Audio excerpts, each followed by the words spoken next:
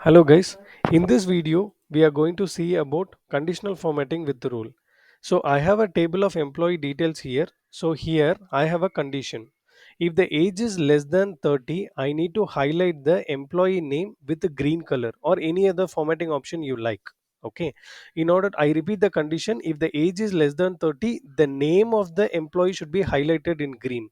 So I'm going to conditional formatting, new rule, use formula. So the condition here is if this cell is less than 30. So I'm going to drag this out for other cells as well. So I'm just deleting this dollar and I'm making sure it is only F2. So now I'm choosing the format. If this condition satisfies, then I want the background of this name should be highlighted in green. I'm selecting this green and I'm saying OK. If you see, this color as the preview has been displayed here and I'm saying OK. Now if you see, since this age is greater than 30, it is not highlighted in green. Now I'm just copying the format painter and I'm just applying to all the names.